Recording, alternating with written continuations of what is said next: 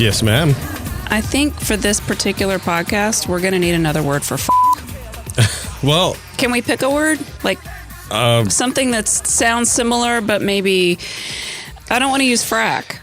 yeah, that, it means like two different bad things now. So what am I going to use when I get to that word? Because it's going to come up. There's no way around it. Fraggle. Fraggle? Okay, sounds good. So welcome to Dreamland, the RetroBlasting podcast. I am Melinda. And I am Aaron. And today we're going to be talking about 90s house music. Yeah. We're not really going to be talking about that. Have you ever met one of those houses that just won't stop singing? Yeah. It's just like, singing in the rain. I'm singing in the rain. Nice. No, today we're talking about a band called the KLF. Many of you who are from America may remember their song 3 a.m. Eternal. For those of you who are in England, you probably remember them, a lot of their other songs. But we're going to be sort of delving into the massive rabbit hole of this kind of insane story. It's more of a rabbit warren. It really is. So just to give you an idea of where we're going to be going with this, I'm going to read from the Amazon intro for the book KLF, Chaos, Magic, Music, Money, because I think they give a great overview of kind of what we're going to be talking about. So here's what it says. They were the best-selling singles band in the world. They had awards, credibility, commercial success, and creative freedom. They deleted their records, erased themselves from musical history, and burnt their last £1 million in a boathouse on the Isle of Jura, and they couldn't say why. This is the story of the KLF, told through the ideas that drove them. It is a story about Carl Jung, Alan Moore, Robert Anton Wilson, Ken Campbell, Dada, Situationism, Discordianism, magic, chaos, punk, rave, and the alchemical symbolism of Doctor Who. Is that enough stuff? No, I think you need to keep going. Okay. I need a longer laundry list here. Let's just delve into the dark psyche of the entire race of humanity. Okay, let's just do all of that. That's what I feel like we've been doing. So just to sort of give a context for us talking about this, Michael had come up with this a while back, or he had come across this. I don't even remember exactly how he stumbled upon this, but he started listening to the song 3 a.m. Eternal because, as you know, he grew up in England, and it was a very popular... They were a popular band over there, as we will be talking about. And I think he came across this whole crazy thing where they had gone to the 1992 British Music Awards and, kind of shot an automatic rifle with blanks loaded in it over the heads of the audience. Okay. Whoa. Let's just take a second. I mean, not only did they end the show by doing that, but when they were supposed to show up and start playing the show, everybody was expecting this house band to come on stage. And so everything was set up with the lights and the smoke. And then this sort of thrash punk band walks out and just starts playing the song everybody expected, but with like metal guitars. Yeah, death metal vocals. Completely different genre than they ever had before. And the lead singer of KLF even was just on a crutch while he was singing. I mean, it was everything. With a cigar in his mouth. Yeah, it was so discordant. It was like Mad Max hit the stage. It was. So just to kind of in order for us to talk about all of the things that we're going to have to talk about to make this an understandable story, I feel like we kind of need to give almost definitions and background on a few things. Okay. Fairly briefly, but... So a cigar is like where you No. So a crutch is like if you hurt your leg. Bill Drummond. Oh, what is that, some kind of truck? He was an established figure within the British music industry.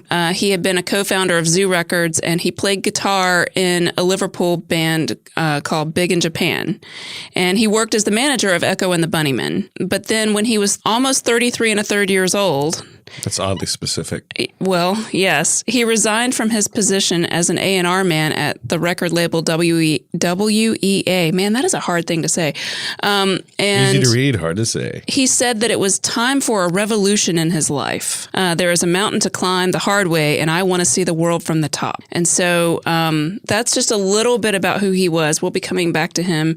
There were two guys who formed the band KLF. Bill Drummond was one. The other is Jimmy Cauty. He is an English artist and musician, and he's basically best known for being in this band. He's done a few other things, but this is kind of one of the biggest things that he's done. Both of these guys were brought together through a movement, if you can call it a movement. I don't even know what you would call it, but it's called Discordianism. Now, my personal experience with it is I've known a few people who were into Discordianism throughout my life. It's kind of hard to explain what it is, but I'm going to do my best to kind of give you guys an overview of what this is. Yeah, my impression of it is that whenever you get an impression of it, it steps sideways. That's exactly right. It's entirely, it its whole defies purpose definition. is to not be focused. Yeah. You know? Yeah, exactly. So it started in 1965, Discordianism did, in the United States with these two guys, Kerry Thornley and Greg Hill. And they first made these copies of what they call Principia Discordia, also known as How I Found the Goddess and What I Did to Her When I Found Her, wherein is explained absolutely everything worth knowing about absolutely anything, the magnum opiate of Malaclips the Younger. That's the full title of that Someone's piece. been reading The Hitchhiker's Guide to the Galaxy. Right. And Sir Isaac Newton, like, at the same time. Right. So the basic premise of Discordianism is that all organized religions take on the workings of the universe were wrong philosophically and also morally. That the fundamental reality of the universe is strife, discord, and chaos. To me, this whole movement is kind of an attitude. It's kind of a state of mind. It's kind of looking at the world sideways and askew, like seeing it through the other side of the looking glass and reaching through the looking glass to poke holes in the way everyone else sees reality. Your goal as a Discordian is to make other people question and make them think. And the more people hold something dear to them, the more it should be questioned. It's not about making chaos through violence. It's more about making a larger statement, usually with humor, like making fun of something or turning something on its head. And a lot of times they use art or literature to sort of make people think, usually by confusing them or upsetting them. If you've ever met a philosophy major in college, maybe one who was on acid, and you tried to talk to them, that's kind of like what it's like to talk to a Discordian. Because everything you say slips sideways. Every time you think you've hit on some type of morality, you know. Yeah, and everything is very meta. Like they're constantly zooming back out or zooming back in. At whatever level you're at, they go to a different level. You can't really keep up with them in a logical conversation. It's kind of irritating. It is irritating. There's no way around that. But just get ready because we're about to go completely into the deep end of the irritating pool. So the two guys who created Discordianism felt like it was better to embrace the chaos and confusion than to fight it. So they started making all sorts of mischief that demonstrated and contributed to the chaos and confusion. They called this Operation Mindfraggle, and I'm saying Fraggle. Yeah, I mean, if you look it up, discussed. it may translate to a different word. Right. So initially, they focused on spreading as many insane conspiracy theories as possible. And they would inundate the Playboy letters department back then with letters dealing with nefarious acts of, quote unquote, the secret rulers of the world, the Illuminati. And then different groups, as this sort of movement caught on, different groups of Discordians would have different Operation Mindfraggles going on. There's something kind of Fight Club about all of this. It is, and it's like they'll never talk about it. Like in any interviews you ever see with these KLF guys, they never talk about Discordianism. Well, and I don't know if it was like this for you, but can I just say that if you had a camera on me over the last week or so, it almost would have needed to be a montage because the more of this stuff, like every time I scratch off one of these little tickets and get the number underneath, it leads to like 3 more things that are scratch offs that show me 3 more things. Which is exactly what they want. Yeah. And that would be filled with glee if they knew that that's what happened. Well, and like I'll just be sitting there or like trying to go to sleep and I'll think, yeah, so that part of this movie that I've always liked, it really fits with what they do. I wonder, I mean, you had one of those moments talking about Operation Mindcrime, like trying to figure out. I was really bummed related? actually, because I was like, how did I miss that as a thing? Like when I was reading about this and I saw Operation Mindfraggle, I was like, oh, is Operation Mindcrime a meta version of the already meta Operation Mindfraggle of maybe Dr. X in Operation Mindcrime is deliberately just trying to cause chaos, and that's literally what he's doing. He's so like it's kind of ultra-violent Discordian. But he's a violent version of what a Discordian would be, because normally Discordians are not about violence. They're about sarcasm. And, they're that guy at the party that's like, oh, really? Is that what you think? Like, actually. I mean, they're prototypical trolls. Right. They were messing with the meta before there was a meta as we know it. Right. But they're trolls not, like, I think of internet trolls and things as being just to be mean. Yeah, they're constantly running you into a wall. Whereas so I don't think Discordians are just trying to be mean or to humiliate or embarrass. I think their goal is to make you think. Which is usually not the purpose of a troll. No, they just want to get the last word or they just or kind of enjoy. Clever. I mean, I do think there is a level of that to Discordians. Like, they love to create chaos just for the sake of chaos. But I do think a lot of times they love it when it forces people to reconsider things that they've taken for granted as part of the reality of our world, which we'll talk about more later when we talk about some of the stuff they did after they made their fortunes. So anyway, Wilson and Shea got into writing the New Testament of Discordianism, which is called Illuminatus, Eye in the Pyramid, which is a sprawling sci-fi trilogy that details mythical struggles of the Bavarian Illuminati and the Discordians, also known as the Justified Ancients of Mumu. So that is where that title comes from. It's from this book. That book brought Discordianism across over into England in 1976 when a Liverpool playwright named Ken Campbell had his Science Fiction Theatre of Liverpool put on a 9-hour stage adaptation of Illuminatus. Yeah, 9 hours. 9 hours. Let's just think about that for a minute. Well, we do that right now with the... with our live streams? No. That wasn't where I was going. All of a sudden, it just left my brain.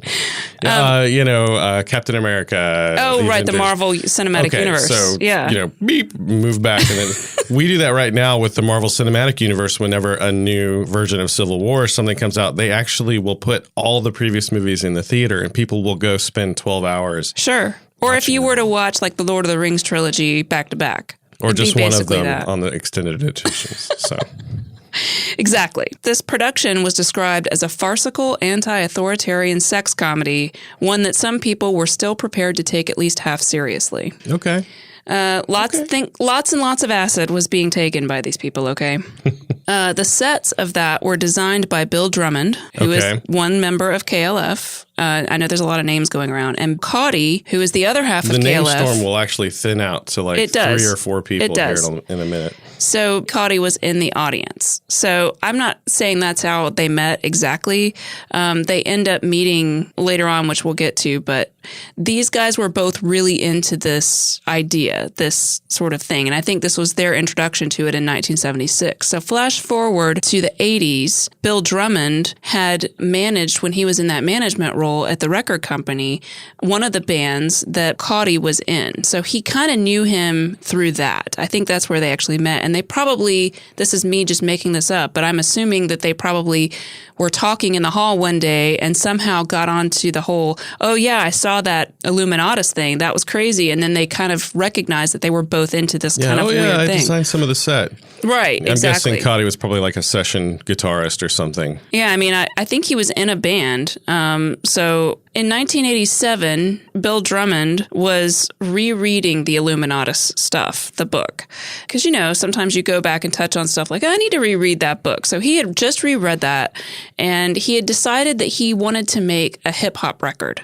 Okay. For some completely unrelated reason. And I can answer some of those questions, I think. During thinking of that, he thought of Jim Caudy, and called him up and said, hey, let's form a band and call it the Justified Ancients of Mumu. Because that's what you do. By saying that, it was like they were both immediately on the same page of like, yes, we're going to make this band, and yes, this band is going to be this thing. It's like its own Operation Mindfraggle thing. Exactly. And within a week, they had made their first single, which was called All You Need Is Love.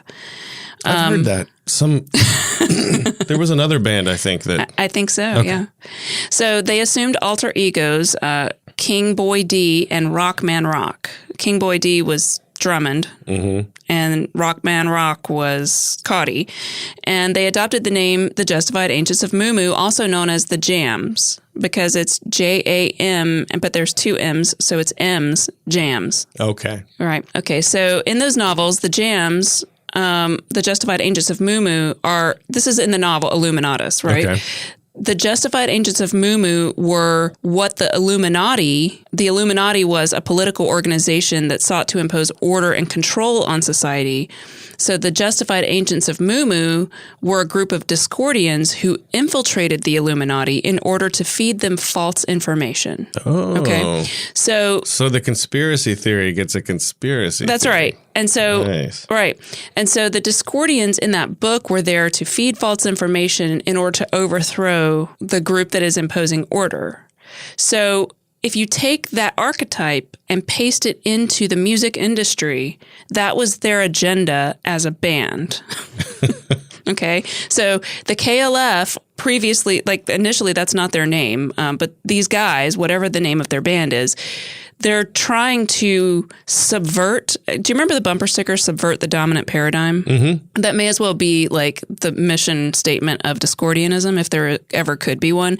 They're basically trying to subvert the music industry and do all of these things. And so their primary instrument was the digital sampler, and they would plagiarize historical bands like that were popular, and then they would cut chunks from existing works and paste them into new contexts, underpinned by these beatbox rhythms and overlaid with drum and rapping and stuff like that. Now known as sampling. Right. And then they would have social commentary by picking the songs that they decided to put all together in one thing. Mm-hmm. They were making a larger social commentary. So it was like a collage. It's almost like pop art meets sampling meets, so all of these are like esoteric metaphors and mockery of a lot of different things. The social causes that people like to promote and all of these different things. This is why I couldn't quit, following links and reading more, because every time you peel back a little piece of the collage they made, there's more stuff. Yeah, absolutely.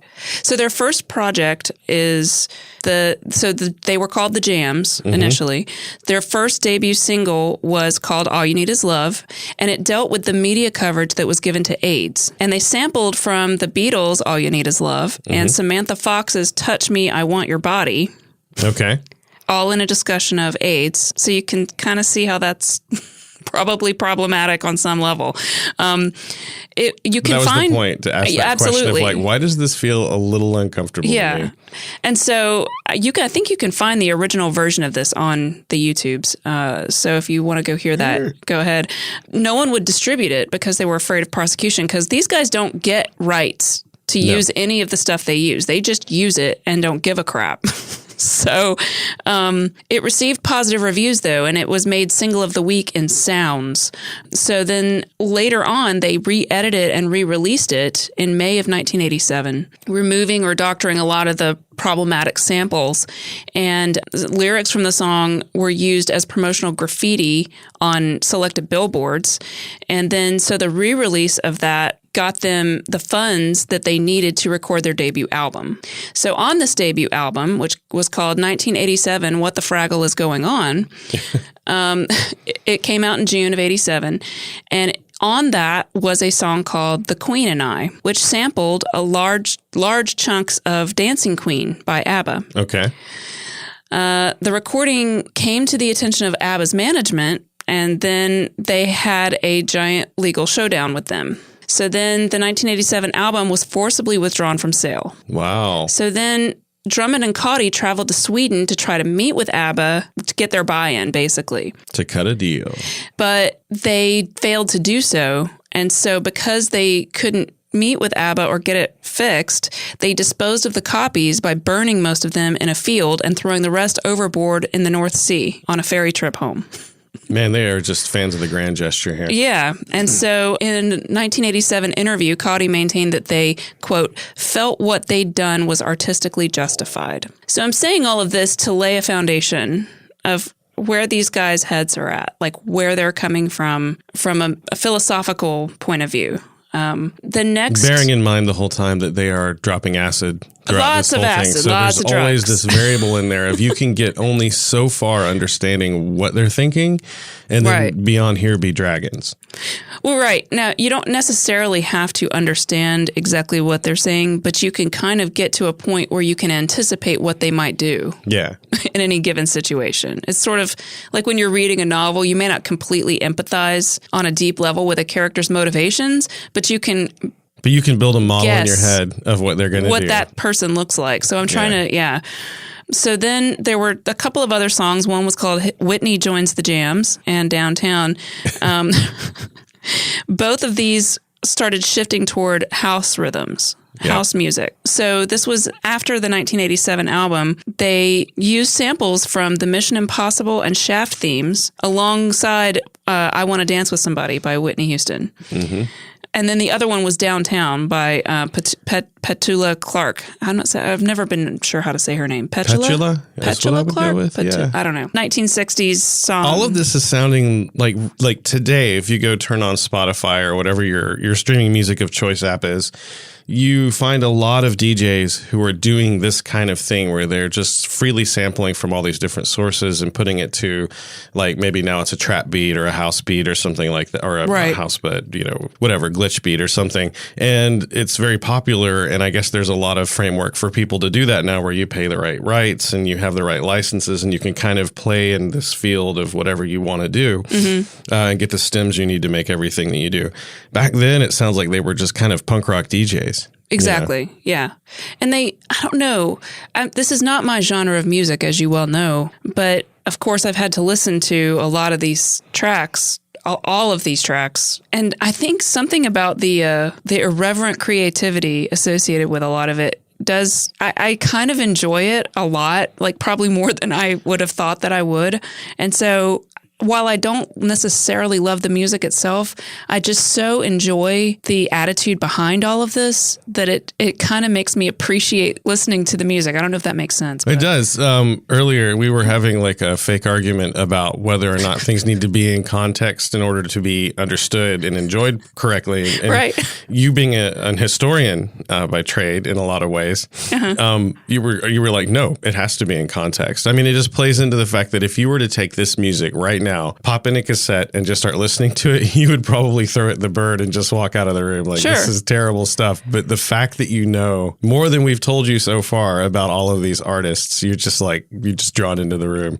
That's right. You're just being like, just singing the lyrics and stuff.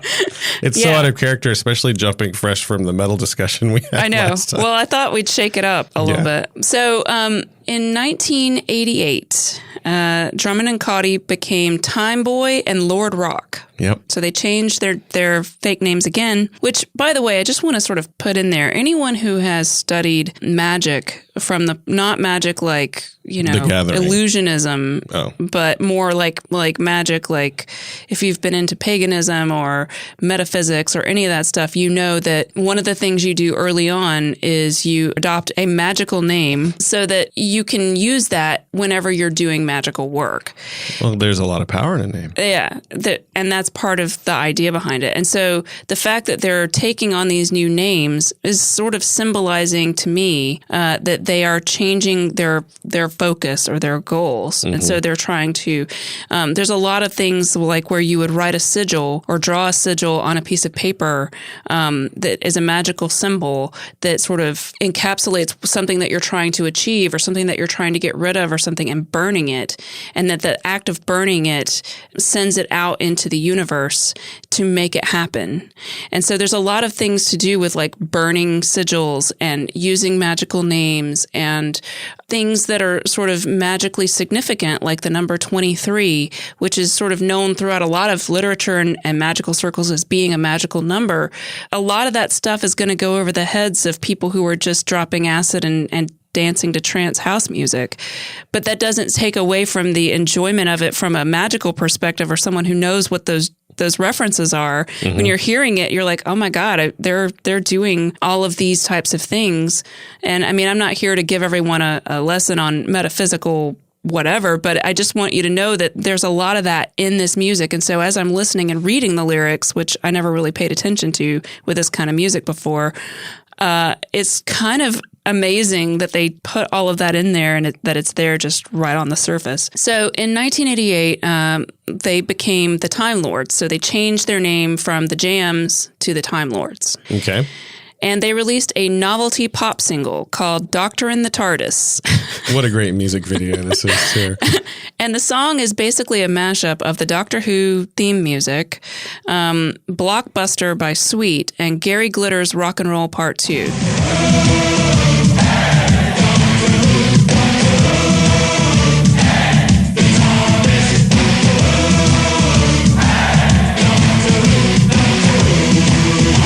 Go and listen to this song, you will recognize all of that stuff. Also on that record, and credited on the record, was the Ford Time Lord, which was Cotty's 1968 Ford Galaxy. It was an American police car that, according to them, was in the film Superman 4 that was filmed in the UK. And so I don't know how he got a... I was wondering how he got a Ford with the steering wheel on the right side of the car. Yeah, I guess they brought it over when they were filming because they filmed at Pinewood Studios. Yeah. And later they do actually do a lot of filming for their videos and stuff at Pinewood Studios, which we saw earlier today. Yeah, which just blows my mind because here's this group that I met as this sort of like thing that like an event that happened on a stage a long time ago. And then the more we dig in, suddenly you see them rolling up in a limousine at Pinewood Studios. Holy cow. Like that soundstage was enormous. I mean, it was we'll get so to many that, people, but wow. They declared that the car had spoken to them and that it had given its name as Ford Time Lord and advised the duo to become the Time Lords. So, again, lots of acid was happening. Or maybe they just... I think some of this is amplified by the acid, but it might just be who they are. The thing about this is you have to, as you are listening to this, I'm hoping you're getting that. It's impossible to know when they're being serious or if they are ever being serious. Right. It's very hard. You'll think so. We watched a lot of interview footage of these guys, and there are times when you are pulled into their narrative that they're talking about so hard, and then you see that little smirk on the side of their face, and you realize there's another layer. They're still doing it. Yeah. Just when you think when you've run them to ground and they're just leveling with you.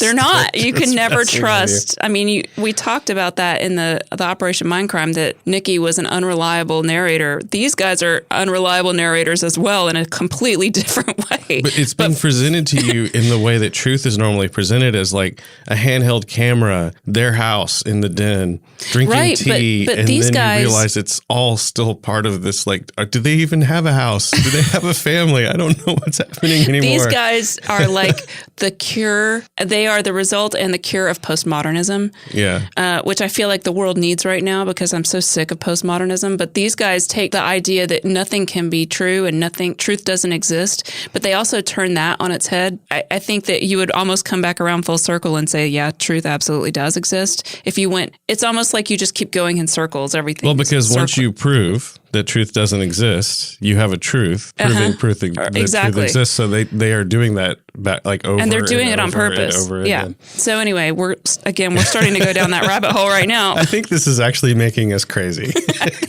I think it is. If you ever want to know how people get brainwashed into cults, this is kind of actually phase one of like you completely take everything that someone believes, turn it on its head, and like blow their mind. Right. And then in that vulnerable state, you start putting new ideas in their place. Yeah, in that chemical rush that they're experiencing. Yeah, but we're not going to go any further. We don't want any of you to try this. We're not trying to brainwash you. Yeah, believe us. Yeah, because we are telling you the truth. So they later on, these two guys, this will not surprise you, portrayed the song as the result of a deliberate effort to write a #1 hit single. So they gave interviews where they said that they had intended to make a house record using the Doctor Who theme, but then when they laid down the tracks, they thought that wasn't really working, and so they kind of put in that Gary Glitter beat. And then anyway, so I think that it was all so intentional and was also some sort of a statement about the music industry that you could just so easily make a #1 hit single, that they also made another product in 1989, which was a book called The Manual, How to Have a #1 the Easy Way, which is a step-by-step guide to achieving a #1 hit single with little money or talent. Okay, so just hearing that, I bet you want to think that they just made like a pamphlet, right? Where they just said, hey, yeah, that's what I figured it was. Like if you're just doing a stage act, you write just enough for it to feel like it's real. If it's sitting on a bookshelf, it looks like it has a spine and a title and it's got 600 pages. The font's really big. Dude, they delivered on this. I read most of this book last night, and I'm here to tell you that if it was still 1980, whenever they did this, 89, you could probably follow this book step by step and at least, get something on the radio. So it literally is a step-by-step guide. It says that, but... So, like, I did pull out a couple of excerpts that really got to me. There was something that kind of rings true, and this is more of what we were talking about, where the snake eats its tail. They say, in parts of this manual, we will patronize you. In others, we will cheat you. We will lie to you, but we will lie to ourselves as well.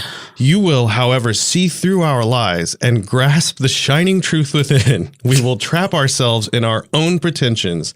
Our insights will be shot through with distort rays, and we will revel in our own inconsistencies. If parts get too boring, just fast forward all the way to the end if need be. Boy, they are Discordians. Just skip it. And I think my favorite, they were saying, because they have, first of all, this book is broken down in like a 1 week schedule of events. So every single chapter is a day, and it's exactly what you do that day. And it's telling you what to do that day. Yeah, okay. Like get up. Day 1, wake up at 5 o'clock. Tea, call the record label. It's that kind of stuff. And it makes a lot of sense to me now, because you were talking about how he used to manage Echo and the Bunnymen and worked in the record industry. Mm-hmm. He's giving you inside sauce here on how, like, he knows so much about how studios work. And this is almost like if you ever have one of those weird kids at school who just kind of had that forbidden book that had all of the, like, how to build a thing that you're not supposed to have in real life. A bomb. Yeah. The Anarchist Cookbook is what you're talking about. Thanks. I was trying to go for the Fraggle on that, but thanks for just going ahead and saying no worries. that it was. So on I think day 2, they talk about how to gather what you're going to need, and they give you a list of 7 things that you're going to need to make your hit song. So it says, spend the remainder of the morning amassing the rest of the tools you will need for the job in hand. These are a record player. The crappier the better, as long as it actually works. Mass appeal records can always transcend any apparatus they are played on. The expensive setup is only for judging coffee table records. 2, coffee table records. Copies of the latest in the series of Now That's What I Call Music and Hits LPs. Number 3, a couple of Are those periodicals, I assume? No, they're LPs, so they're the bigger records. Oh, okay. So like the actual acquiring other people's popular records. So it's like a greatest of for specific time frames. Okay. Oh, I see. Okay. A couple of the most recent dance compilation LPs, all the 7-inch singles in your house that ever made the top 5. If there are any other records you want to add to the pile, make sure there is a very good reason why they should be there, and make sure they were never released as indie records or had any punky associations. 5, a copy of the latest edition of the Guinness Book of British Hit Singles. 6, a copy of the Music Week directory. And then 7, a hardback notebook and a fine point black ball Pentel. So, I mean, their point being that you are going to now like ingrain into your soul everything that's on the top 40. So does this kind of go back to what we talked about last week when we were talking about metal with Brian, and we were talking about reference culture and talking about the intentional use in movies like Ready Player One of, I'm going to pick the most popular pop culture icons and put them in my movie so that my movie will also be popular. Yes. And so they were like the originators of this idea. This is the point when I realized that we are surrounded by Discordians, or at least people who have read and followed KLF, because I feel like so many things that we are seeing every day today are literally people like this last particular bullet point. And then I'll stop reading you a book.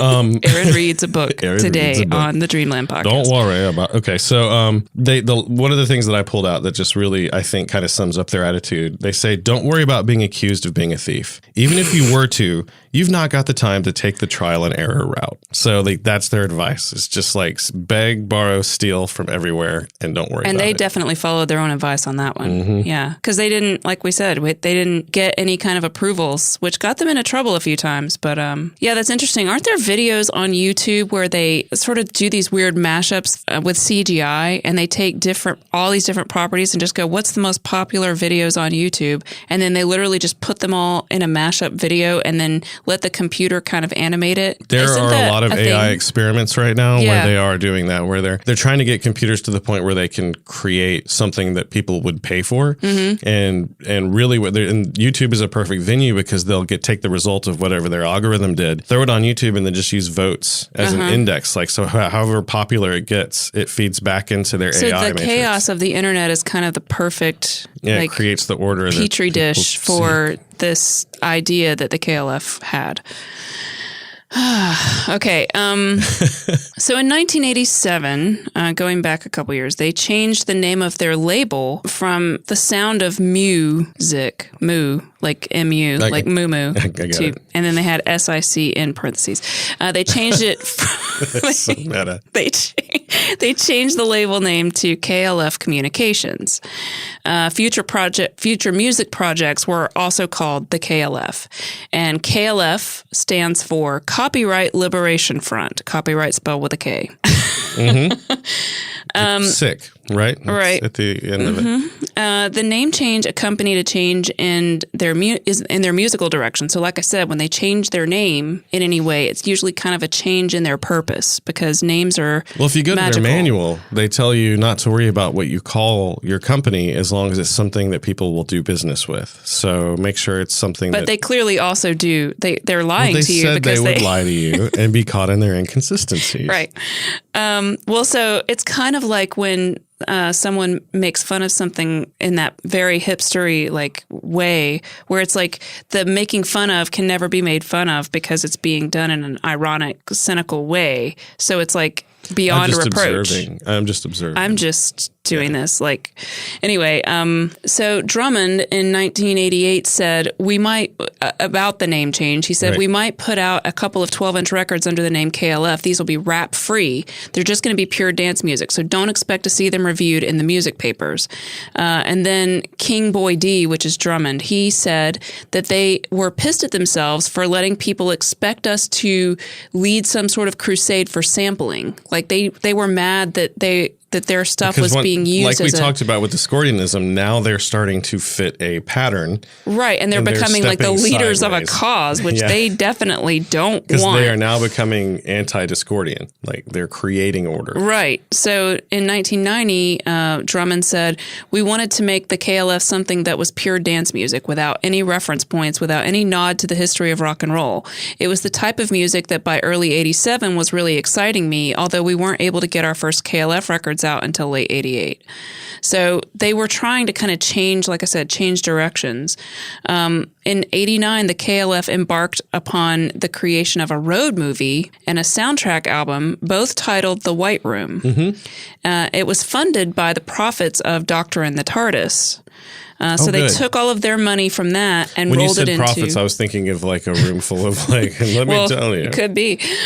Neither the film nor its soundtrack were formally released, though, but the bootleg copies do exist, and I think you watched more of it than I mean, I watched a little bit, like a minute or two of it. But I watched like 80% of it, 90% of it. I mean, all the way to the end, but I would jump. So is it an actual film, or is it just a car driving in the desert? I mean, what is anything? Oh my God. Because I'm probably going to watch it some more because it is weird and surreal. Did it suck you in? No, I mean, sometimes, and then other times it was. So it's got their music back in the background, right? It is the album, The White Room, basically playing through, like you just listen to the whole album. Okay. But it's almost like with the manual, where they dissected and wrote and did everything for music that you would do to make a #1 hit single. They did that with concept albums with this. So, it's like they watched The Wall. They watched all these different types of things, and then they sat down and said, okay, we're going to make a movie the length of our LP. And it opens with them. Okay, I wrote like a weird haiku. It's not really a haiku, but I just wrote like one line for each little beat that went through it. So, there's a radio call that gets put out asking for KLF. Like, we can't find KLF. We need to find them. Where are they? Beep, beep, beep, beep, beep.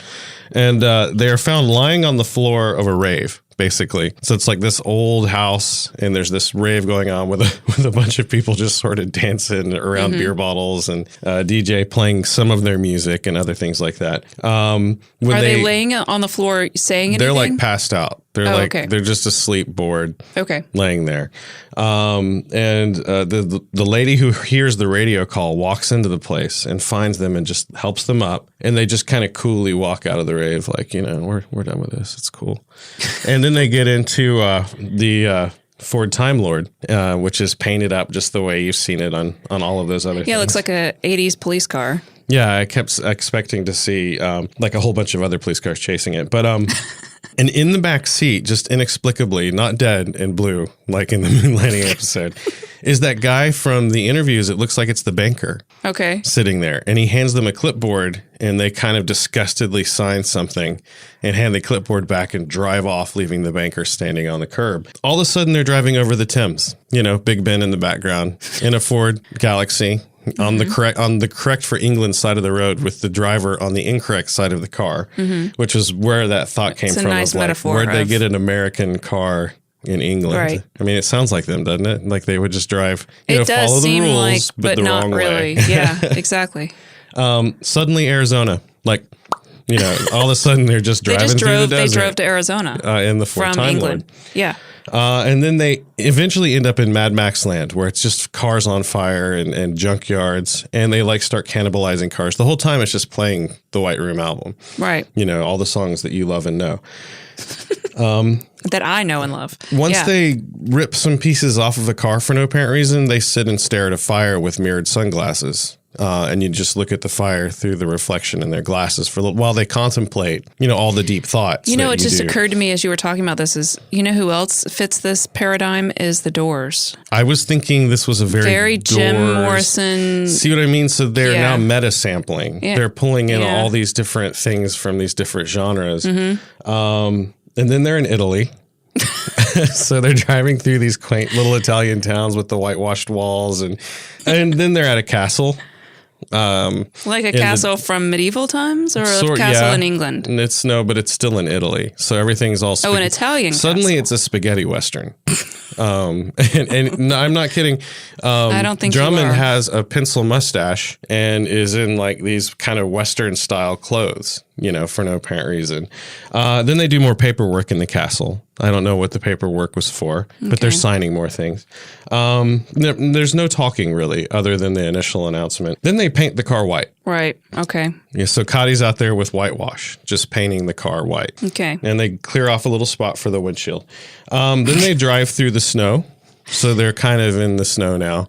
White car in the snow. They're blending in. Uh-huh. And they end up at a big satellite dish on top of a mountain. They climb the mountain suddenly. And you know how he's always got that sort of Russian cap on? Cotty does. It comes in handy at that point. Cotty's the long hair, kind of like metal, rock and roll kind of looking guy. Kind of like a haggard John Drummond Lennon. looks like, Mr. Drummond was on no, he doesn't show? look like Mr. Drummond. No, but he does kind of in the sense that he looks like an accountant, much more so than... I think he just looks like a generic white guy. From Die Antwoord, honestly. I he feel does like, kind of look like and that that's guy. another group that I think really got their hint from It this also group. reminds me of Salvador Dali and Andy Warhol and a lot of art people. Like I kept coming up with different people here. Art people, like if you've ever hung out with like art majors, which I could never stand, but these guys do kind of remind me of that too. Anyway, go ahead. So yeah, we're almost done here. They find the satellite dish and they stand and stare at it for a few minutes, enjoying their own music. Then they're in heaven. Okay. It's like clouds and white smoke, and there's a pedestal, and it's got mustaches on it, like a plate with mustaches and they each select a mustache. So Drummond picks a nice little pencil-y thin one, and Cotty picks like a big bushy one, and then they just sort of contemplatively put their mustaches on, just hold them to their face. Then their cameraman's eating dinner in heaven at a table, and they walk up and say hi, and then they walk into the clouds, and it fades to black. And that's The White Room, the movie. Thank you, Aaron. Thank you for keeping me from ever having to watch that. Oh, you will now. I might watch it now. So, go out and look up the White Room. I just...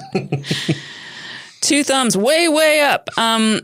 So stadium house music. this is where a lot of folks are going to come into that are listening to our podcast are going to go, oh, I know that. So there are a few songs. One is called 3 a.m. Eternal. One is called What Time Is Love. Those were the first two, I believe, songs that were released under KLF.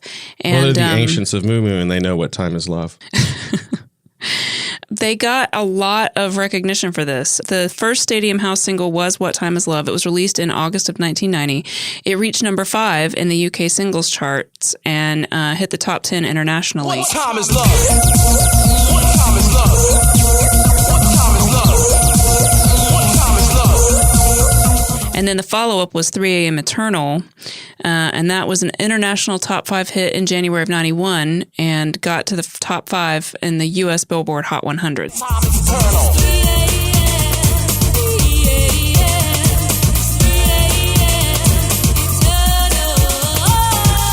Michael had asked me this earlier, so I thought I'd just throw this in there. The 3 a.m. Eternal, the title refers to the time that they would throw you out of the Spectrum Acid House Club in London. Mm-hmm. That was the time when they would kind of kick you out, like you don't have to go home, but you can't stay here kind of thing. So if you went there all the time, it seemed like it was always 3 a.m. because that was when you were hitting the streets. Exactly. Or it might mean something completely different, depending on the time of day that you ask the guys what it meant. And then the album, The White Room, followed in March of 91 and reached number 3 in the UK. I don't know if that's probably not matching up with what was in the movie that you just described. No, the movie is paced for the different scenes, so it is a different version of the album, but by and large, it is a lot of the themes are the same. So you will hear 3 a.m. Eternal.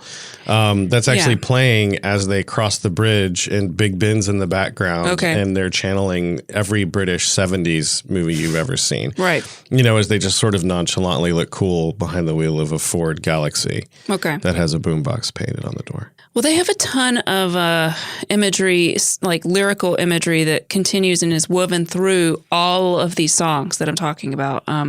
Their next song was called Last Train to Trans Central. Trans Central is a reference to their headquarters and also Cotty's house, the house that we saw in some of the footage that was very chaotic and had the 3-year-old eating off of a table and we didn't know what the kid was eating. And it was, it was, but that's that place. So I don't know exactly. I think that place was bigger than it looked in the interviews because every time they went there, there was a different area. But you're right. That was where they met up with their cameraman when they were working. Well, a different angle. I won't spoil something. But So in December of 91, there was a reworking of a song from 1987 album that was called Justified and Ancient. And that was released. And it featured the vocals of Tammy Wynette. But not on the album. On the album, it's a different person singing. But it was an international hit and peaked at number 2 in the UK. And bear in mind, this whole time, these guys are basically joking. Yeah, they're like in you British. You never really know, like when they're joking. Like what do they actually think of any of this? Do they even care? In British, you would almost call most of this a piss take. Yeah. You know, they're just sort of having a lark on the whole thing. But I do think that at some point, even though they're joking, when they find that that synergy with everything else, they'll grab on and they'll take it seriously as long as they need to get to their goal. But then suddenly they're elusive. You can't figure out. Like I said, Die Antwoord's a good example of a band that nobody really knows if they're earnestly trying to be a rap act. I mean, they are. But are these people really like what's going on over there? Yeah. If you ever watch or listen to any of their stuff. That attitude is just Or if you watch Chappie, you get an idea of what I'm talking about. Right. We already kind of talked about the next topic I have written down, which has to do with the themes. Just wanted to point out, I know I mentioned the number 23 earlier, but when people ask Drummond about the whole number thing, he said, like, people talk about you have attached a lot of importance to the number 23. And so he says, I know, but I'm not going to tell, because then other people would have to stop having to wonder. And the thing about beauty is for other people to wonder at it. It's not very beautiful once you know. Mm-hmm. That being said, we're kind of doing the thing that they do, weirdly, which is become like those magicians who give other magicians secrets. Right. Like, it's a big taboo for a magician to spoil a trick, like a Exactly. thing. And there's a huge... and that's what they're doing. And that's what we're doing by talking about them. It's Fight Club. It's like you can't. The first rule of Fight Club is you don't talk about Fight Club. So first rule of KLF. Right.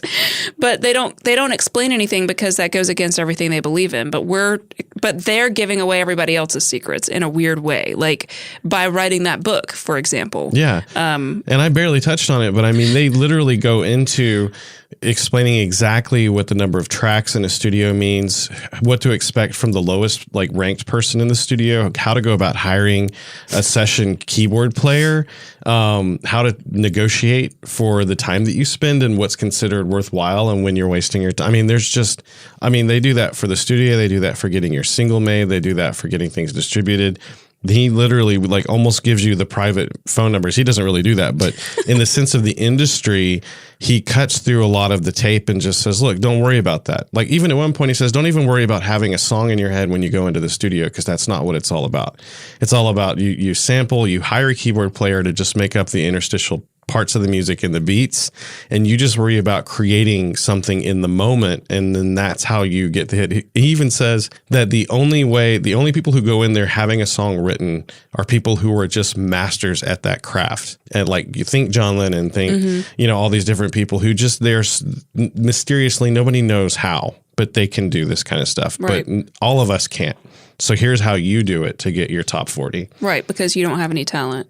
Well, I mean, as someone who's going in there, even necessarily because it say said that in the thing I read. Yeah. It was like how to do this if you have no talent, you can still do it. It's not going to stop you. But at the same time, he's complimenting like your human spirit and saying that everybody has. But he also isn't saying he's lying to you. Yes. But I choose what I want to hear. That's right. We all do. His penchant for living by numbers has been observed in a lot of other weird stuff. So he chose to align the ages at which he undertook creative projects. There was one called The Man and 45. And he also, like I talked about earlier, left that other position at age 33 and a half. Both of those with the standard revolution speeds of a turntable, 33 and a third and 45 RPM. Oddly specific. So Eternal is another theme, talking about themes that go through. So 3 a.m. Eternal, the lyrics in that song say, gotta teach and everything you learn will point to the fact that time is eternal. So we go back to everything kind of going in a circle, and the further down a rabbit hole you go, the more you realize it's a circle. 23 is really big. The 23 Enigma is a thing that you can Google that and look that up if you're interested in hearing about it, but it's sort of woven in a lot of the stuff that they do, not necessarily in the songs themselves, but like their 2017 reunion happened at 12:23, which is on the military time, it's 0023 time, on 23 August, which was 23 years after the KLF ended in 1994, with the release of a book that was entitled 2023, a trilogy. So there's just a lot of them using that magical number in a lot of what they're doing. William S. Burroughs had written about the 23 Enigma. So again, if you're interested in that, go check that out. Other things that are woven in a lot of the symbolism of what they're talking about have to do with Illuminatus. So going back to that sort of book / stage production, a lot of those have to do with that. And so we could spend several podcasts just going into what all of those are. So I'm not going to go there, but just know that there's a ton of references, their own inside joke reference culture thing that's going on with a lot of their music. No, I'm going to have to get all this stuff out of my head when we're done, because I'm afraid of... Just delete the entire track listing of all of the stuff, which again we're about to get to. But just really quickly, I wanted to point out before we go into some of the major controversy of what happened, guest stars. There's some interesting guest stars. One of them is Wanda D. So Wanda D was a lady who was sort of a rap artist, I believe, in America. Her manager, so the KLF used a lot of her samples from a song called To the Bone in What Time Is Love and in Last Train to Trans Central. Her manager, just by chance, heard that at a dance club, and then he sued Drummond and Cauty for copyright infringement. And so the KLF then agreed to a settlement And in that settlement, the lady Wanda D received a payment, a share in the royalties, and co-writing credits on the U.S. release of the album, The White Room. And then under that agreement, she also appeared in the video Last Train to Trans Central. So you'll hear her. She's the lady that's singing Do You Want to Ride? Okay. So you'll see her in that video. They actually get out of the music business before some of her payoff stuff that they gave her was ever realized. Later, she described her involvement with the KLF as, I wasn't invited into the KLF, I was ignited. So she was temporarily involved with them, but they kind of get out of the music business, which we're about to talk about, in early 92. And then she went on tour on her own, and during her show, she played a lot of their pre-recorded music with her own live vocals and lavish costumes. And so Drummond and Cauty didn't like that she was going on tour all over the world. So it was okay for them, but not for her. Right. Okay. So they actually reached out to their U.S. distribution company, which was Arista Records, and asked them to issue a cease and desist order. But the company refused and thought that an international world tour would only boost their sale of their KLF materials. Right. That's what I was thinking, too, is that for her to be doing that is almost like concerts that they're performing that they don't have to perform. Right. So but they aren't doing things that make sense. That's not, right. not what they do. So, yeah, so they didn't get their way. So nothing ever happened to her. So she just toured with that. And then Tammy Wynette, which we mentioned a minute ago, she says that she fell in love with the track the minute she heard it. She said that it had a perfect melody, but I really didn't understand what they were talking about. So if you listen to the lyrics of that song, it's pretty out there. It's very from Illuminatus. So that's what I was talking about earlier. It's pulling from some of that weird stuff. They talk about jams. They talk about, yeah, they self-reference a lot. Yeah. Apparently they listened to country music when they were growing up, and they list Tammy Wynette among their childhood idols. Now, again, whether that's true or not, I have no idea, but I don't get the impression that they were trying to like make fun of Tammy Wynette by doing this, because that would be something. Kind of people, when they come up with a narrative that they're going to tell you that they listen to this stuff, I think it's true to them in that moment. They have this weird sort of anti-magical power of they are able to change the past, but they don't do it by actually changing the past. They just change the records of the past. So they create all of these things that line up and make sense, including the fact that they had been fans of, and then again, I don't even know if that's exactly what they're doing. They have that weird property of almost this quantum state of you just catch them where you catch them. And right. Catch me outside. Okay, now you're doing it. I am doing it. No, but they actually wrote new lyrics for her. So after they had her come on board, she sings, instead of whatever the original lyrics were, she sings, "They called me up in Tennessee. They said, Tammy, stand by the jams." Wow. So the jams being the Justified Ancients of Moo Moo. Because they're justified. And also Stand By Your Man, obviously. So anyway, Tammy Wynette, that you and I, just a few minutes ago before we started this, watched this video, which I'll put in the show notes, the link to this video that's on YouTube, of behind the scenes making of the video for that song, Justified and Ancient, with Tammy Wynette, and where they filmed it at the Pinewood Studios.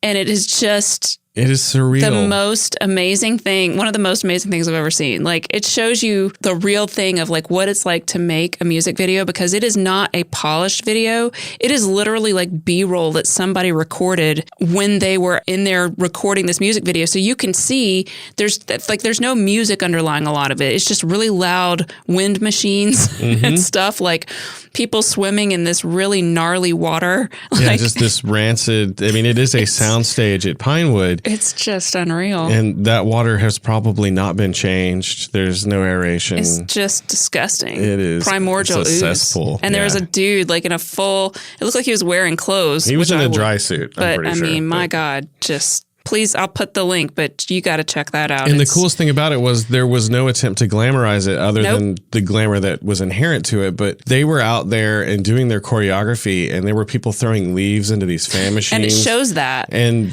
all you can hear is this roaring wind, and yet everybody's keeping their choreography. It really pushes through to me even more the idea that when you're making something like this, you have no comprehension of what the end product's going to be. It looks like if you were in that room, you would have no way of knowing what that would look like. It would really depend on the director and like whoever's the DP and the editor and all that kind of stuff. And I love the fact that their photographer in the video was actually that guy who just follows them around all the time. It was like Peter Zissou kind of stuff with these two guys. I mean, they had their own regular crew. They almost had their own boat that they would just float around in, and like an entourage. And of this is people. Klaus. He's our photographer. But yeah, they showed like they would have all these styrofoam sheets, and they would take a saw of some kind and saw them off, so they look like rough-hewn rock. And then they were painting that very quickly and gluing it onto the wall to make it look like a pyramid that they were all standing on. And they're showing that process. That was the land of Mumu. Again, yeah, they were building or the land where of Gozar's Mumu. from. But it's funny because it's what we were talking about a minute ago, which is the magician tilting their hand and showing you how they do the trick. I don't think they're afraid to do it because they're still not showing you the real trick. Yeah, no, they're not, because the real trick is just sort of a magical thing that you can't define. It's that lightning in a bottle thing of like, what makes this a hit? But they were like the Nikola Tesla of whatever that lightning in a bottle was for like 20 solid years, and then they would just vanish. So all of these things that we've been talking about lead us to the thing that a lot of people, if you know about this at all, this is what you know about. So in 1992, the Brit Awards happened. Oh, yes. Okay, and they're often simply called the Brits. They're the British Phonographic Industry's annual pop music awards. Sort of like our Grammys? Sort of like our Grammys, I guess. And so they occurred, this was on February 12th, 92. The KLF had been nominated for one of their songs, like to be on the show. I think it was album. Yeah, maybe it was the album. Yeah. And they won a bunch of awards that year, which of course they didn't give a crap about. Or did they? Or did they? We'll never know. But anyway, so they decided that they were going to collaborate with this, what they call crust punk. They kind of almost sound like extreme metal, like early extreme metal.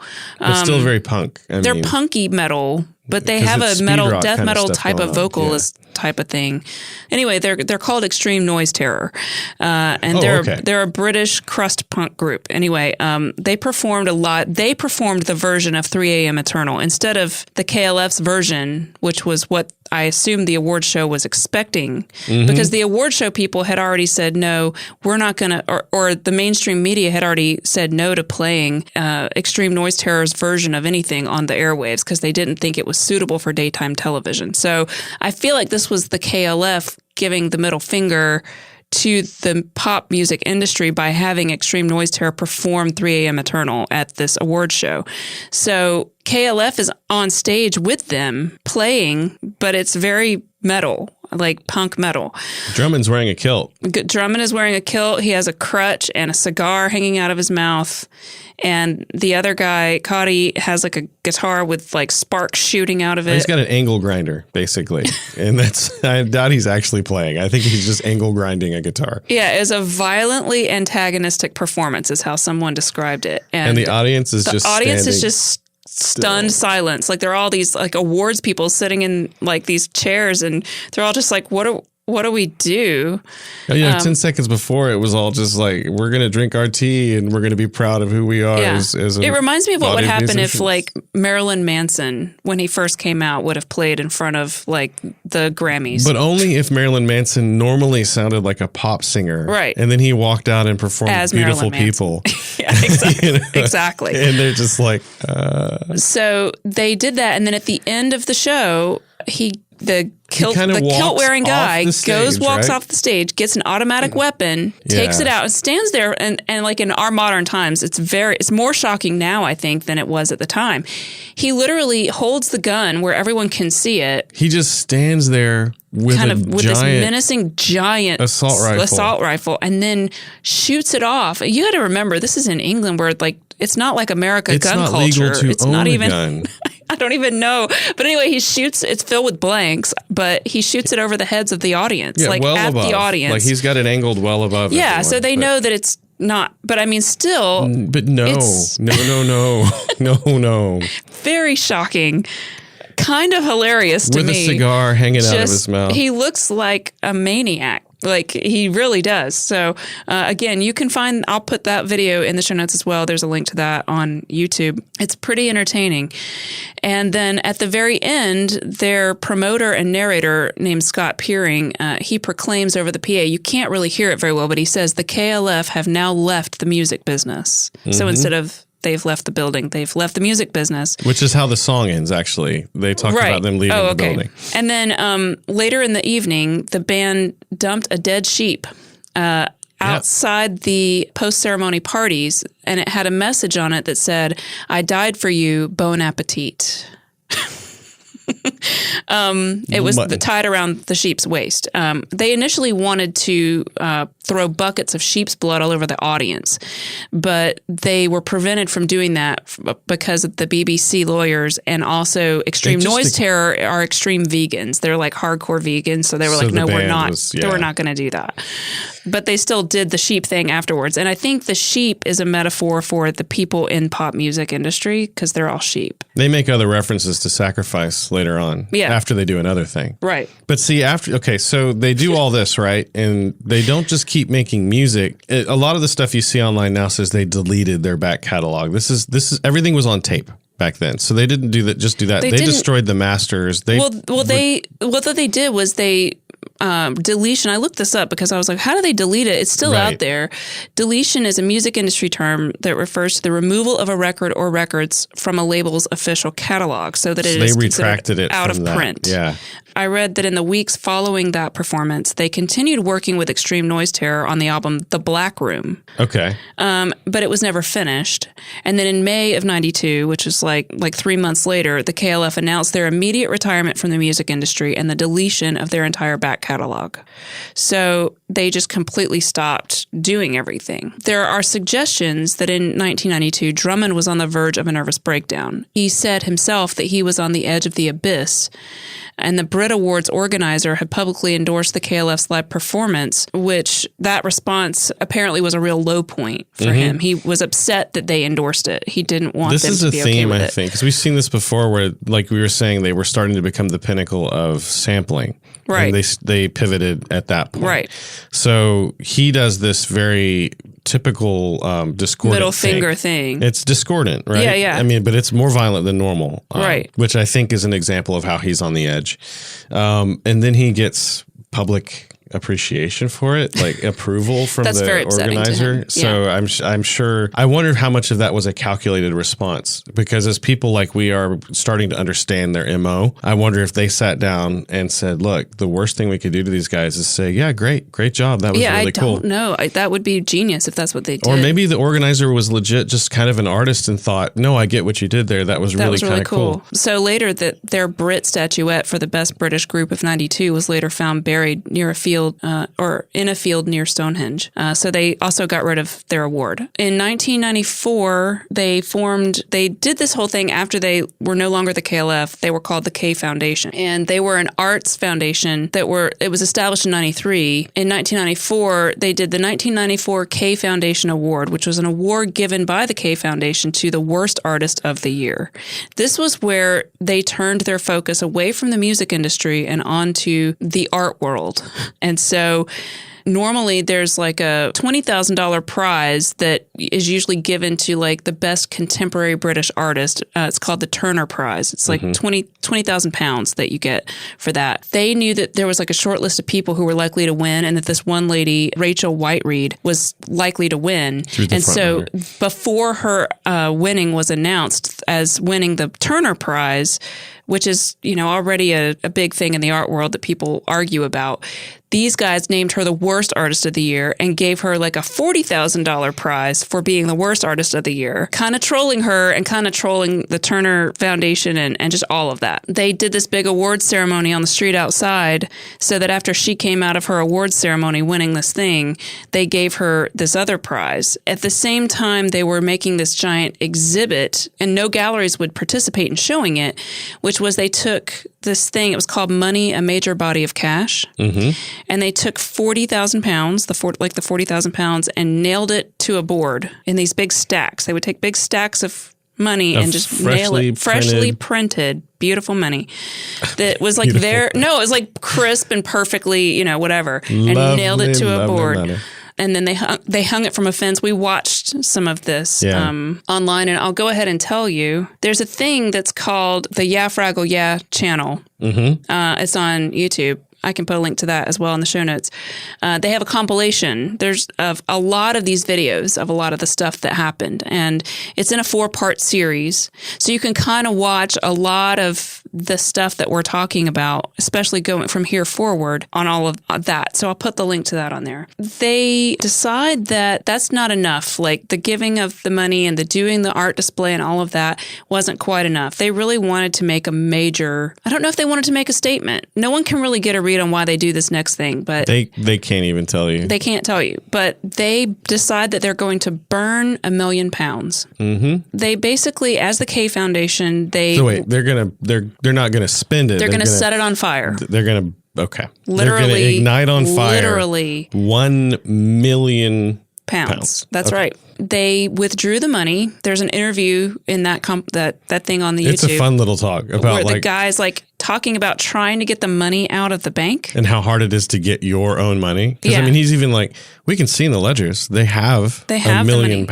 Why is it so hard to get your own money out of the bank? It was basically the bulk of everything else that was left of their earnings. Yeah, they had a balance sheet that they showed. That's right, and it was like maybe 30 pence left. I mean, it was literally that was what they had. And so they basically take, and it shows them putting all the money in suitcases. They charter a private plane. Okay, how fun would that be? So like just have $1 million in a suitcase and just be like, I need a plane to a place. Uh-huh. And they fly with their entourage that we talked about to a disused boathouse on the Ardfin estate on the Scottish island of Jura. They basically find this big boathouse, and outside there's like this outdoor chimney looking thing. And they literally are just like chucking money in stacks into this, and even individual bills, just like throwing it into this fireplace and burning it. They set up, the whole shot in a way that the fire itself is in front of them. You just see their silhouettes, and you've got someone kind of loosely walking behind them or doing close-ups. Yeah, filmed in high 8. And they're just peeling some amount off of these decks and just throwing the cash into the fireplace and just keeping it going. And I don't know how long this goes on. It's quite long. It's quite a long It takes film. a while to burn $1 million. Hours, I think. But an hour at least. And I got to tell you, there's a lot of movies that we watch in our life where we sit back and they have an effect. Some effect. So there's some movies that don't really, they're just for fun. You watch Thor Ragnarok. It's a great movie. You like it or you don't. But you laugh and whatever, you get through it. Then there are some movies that, I call them the watch once movies. Where they Schindler's List. Yeah, where you go through something. Uh-huh. This movie was weird in that it wasn't either of those, but it had a different smell to it. Of there was a different part of my brain that was activated where I was just thinking they're burning £1 million. I mean, they're just pieces of paper, right? Like it really shouldn't. Well, that's a discussion that you and I got into that was really, really interesting after watching it. They burned this stuff. They recorded it on high 8. And then in August of 95, the film, which was called Watch the K Foundation Burn £1 Million, was toured around the UK, with Drummond and Cotty engaging each audience in debate about the burning and its meaning. And so it was during that tour that they were on this late show where they talk about, which was with Gay Byrne, and he's on this show with them and asking them why they burned £1 million, and they start talking about it. They interview people in the audience. So you're kind of getting an idea of what these live shows were probably like. The audience is super annoyed and irritated with them, and they just think that they were doing it for publicity stunts. Yeah, there's like 2 or 3 who were like, did you just do it for ego? Yeah. And then there's the same old like, couldn't you have just given it to charity? Lots of people talking about giving it to charity, and like a lot of people could have used that money. These guys were ninjas. Yeah. Because if you watch their faces, they're just like kind of amused and kind of irritated all at the same time. There's something kind of V for Vendetta happening. throughout this whole.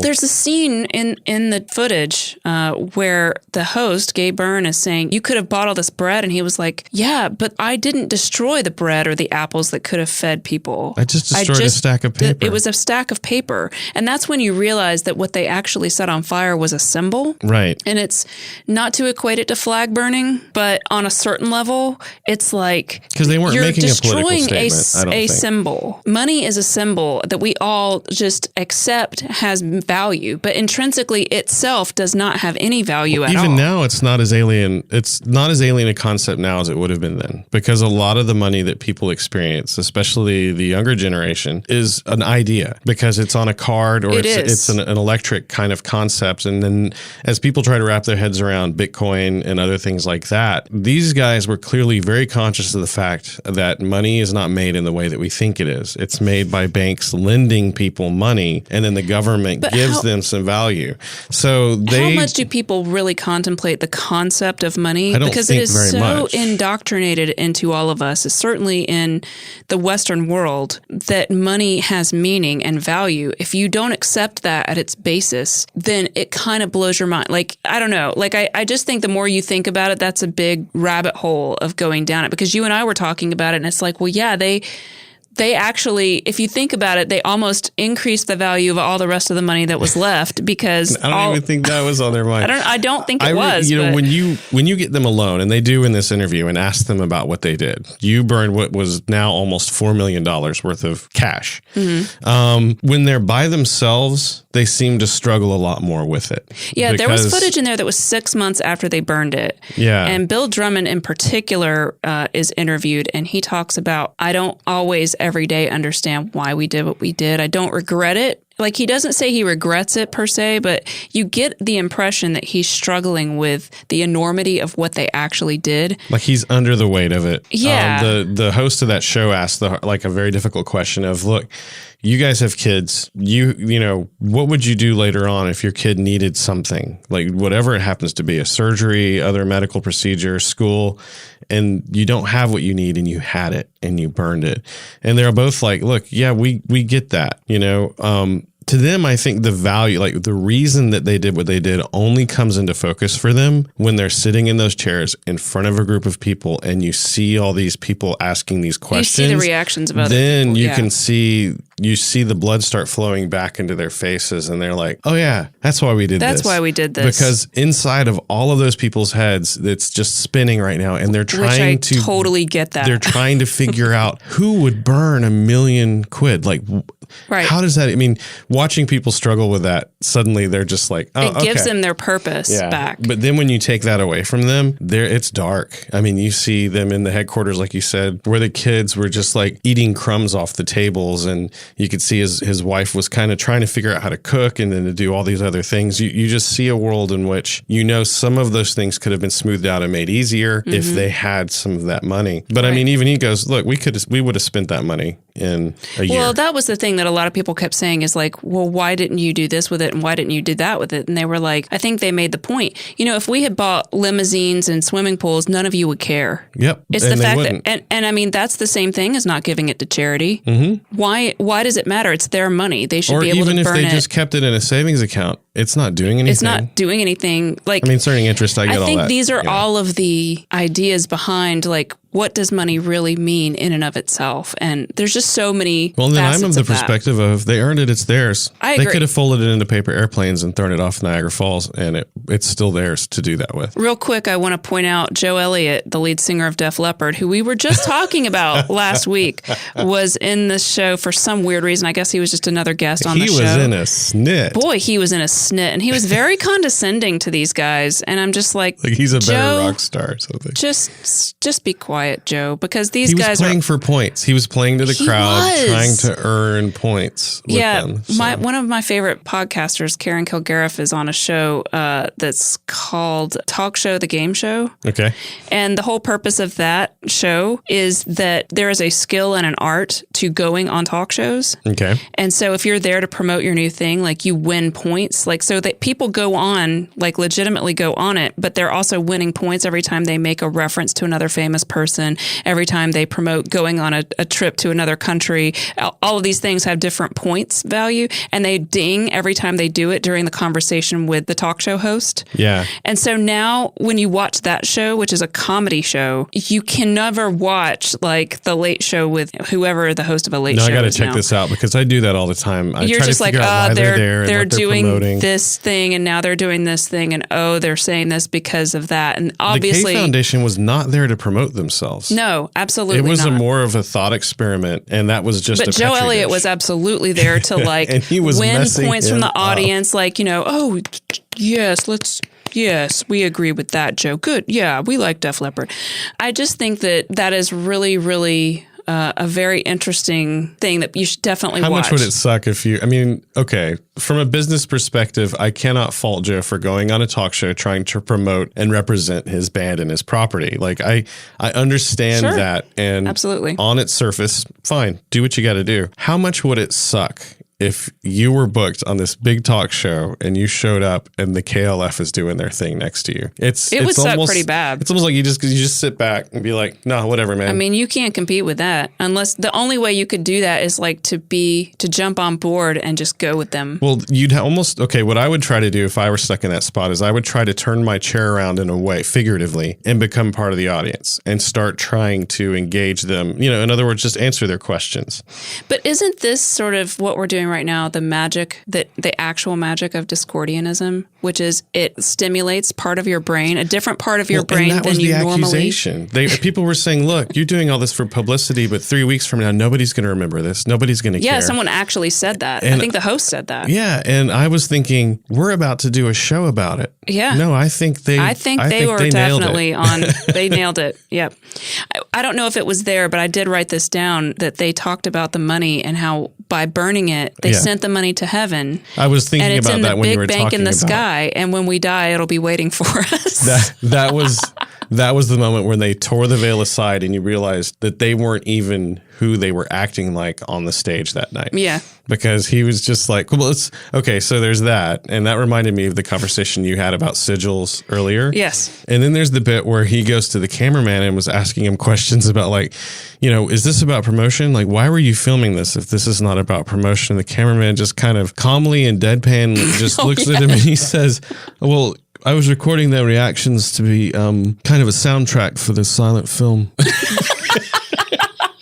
And I was going, Brilliant. whoa, okay. Mm-hmm. I get it. I mean, but I was taking it up to that point, and then I went, feel like the Emperor's New Clothes kind of comes into like the people but they who just were keep putting on the show. clothes. They keep putting on No, I invisible know, but clothes. it's like that idea of like, we're just going to walk out there and sort of I'm going to walk out there and tell everyone that I'm wearing this amazing thing and see if I can get them to go along with it. But like, the problem with them is every time you remove a layer of invisible clothing, there's another layer of invisible clothing. Is there even a person there? Nope. I don't know what's happening anymore. Now is the time I will indoctrinate you into my cult. All of you listening, don't think about this stuff. Just stop it. Stop thinking about it. Don't do drugs. And you can laugh at me right now going, oh, Aaron, you're so shallow. No, man. Just it's fine. You'll thank me later.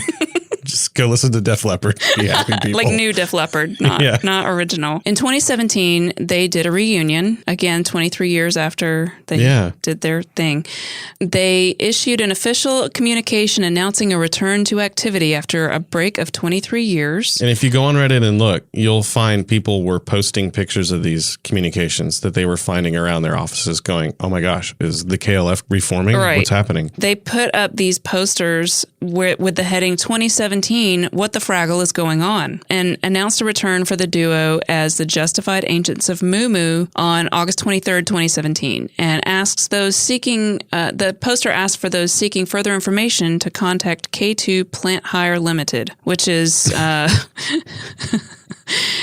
doing it again. It's a company that's been registered in their names at Company's House. Company's House.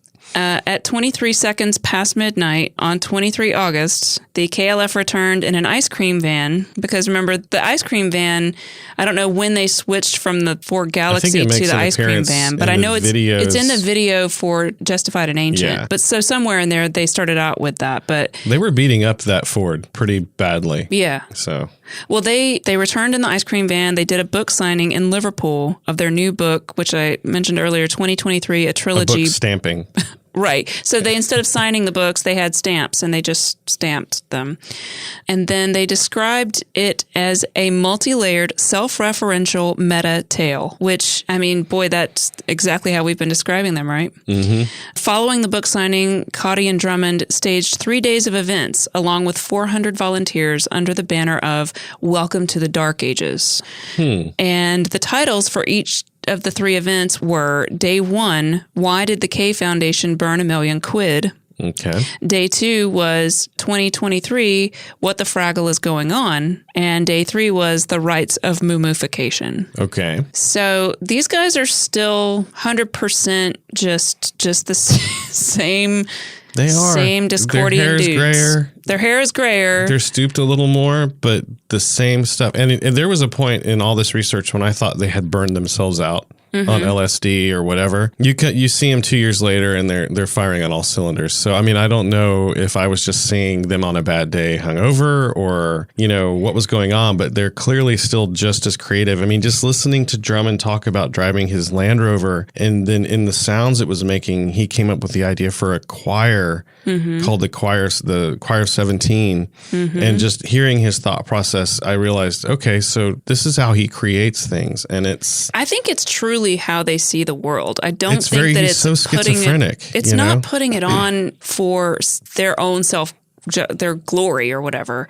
No, it's because someone asked him a question and he's just answering it. That's just how they literally perceive the world. So my attitude about this went from these are these crazy people who fired blanks over a crowd's head and then threw a dead sheep onto the steps. And play like this sort of very superficial pop music. It went from that to going, oh, these guys are kind of artists. And they're definitely performance artists, like big time.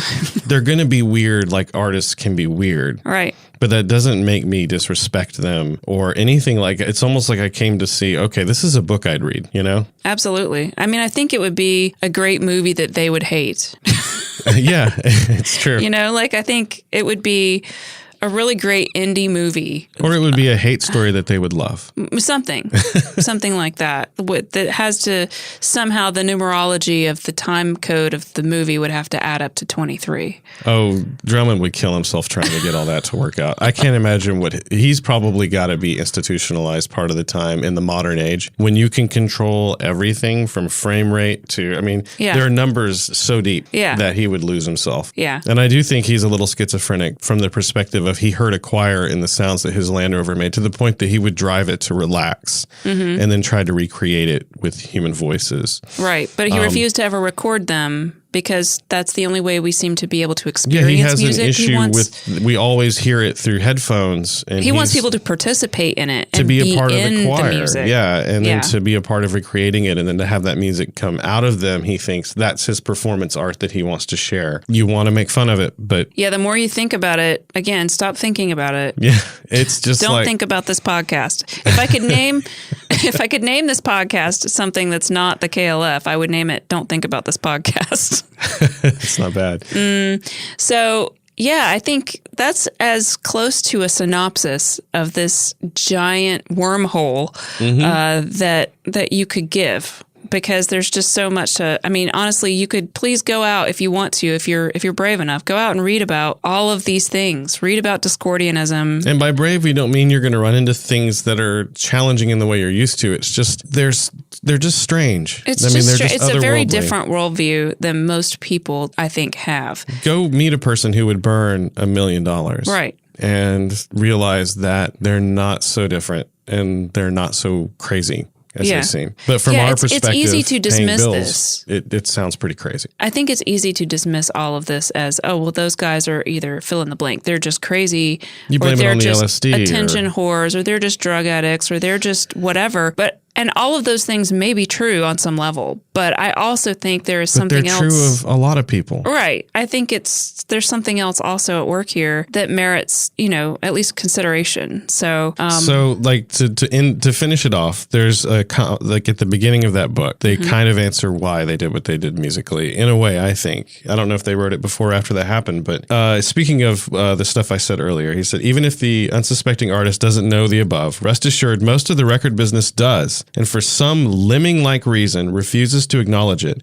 They continue to view the act's cheaply recorded debut blockbuster as striking gold and will spend the next few years pumping fortunes into studio time, video budgets, and tour support whilst praying for a repeat of the miracle and the volume album sales that bring the real money. And they're talking about why you leave once you get your big hit. Right. So how about waffles? I mean, I would love to go have some waffles now because, like I've said many times before, we're all about the food here. And you've said that once before. I've said it in my head a lot of times. Have you really? As self-referential. And I know that because we've been referring to ourselves in our other podcasts throughout this podcast, and it was really intentional on my part. Or was it? I don't know. But my stomach's growling. Can you hear that? You did it 17 and a half times. I did it 33 and a third times. The rotational speed. So at 17, maybe, I think that's another magic number. Is it? It's a prime number. Yeah. Yep. Cool. Let's go do some acid. I'm just kidding. We're not really going to do that. No, thank you. Anyway, thank you everyone so much for joining us for this very bizarre discussion of this very bizarre band. Please check out our show notes on retroblasting.com/Dreamland. We'll be posting those there. I'll have some great links to a lot of the stuff we're talking about. And you can take a little tour down memory lane if you want to hear some of those songs again, if you remember those from your childhood. I guess that's it. And right? hey, if you think what we do is cool here or over at the RetroBlasting YouTube channel, check us out at patreon.com/retroblasting. Yeah. You don't have to. We're going to keep doing what we do. You don't have to, but I mean, if you want to, sometimes we're going to start maybe posting some of our podcasty stuff, like special outtakes and special behind the scenes type stuff on there for patrons. And we do post our RetroBlasting videos a day early for anyone who donates any amount. So, but if you don't want to do that, that's cool, and we'll still just be out here putting out content. So yeah, we still like you. We still like you. So. If you want to give, if you want to see us burn $1 million, I'm just kidding. Never, $1 million Monopoly monies. That would still be kind of expensive. I think so too. But yeah, so anyway, thanks for listening, and we'll catch you next time. See you later. Bye.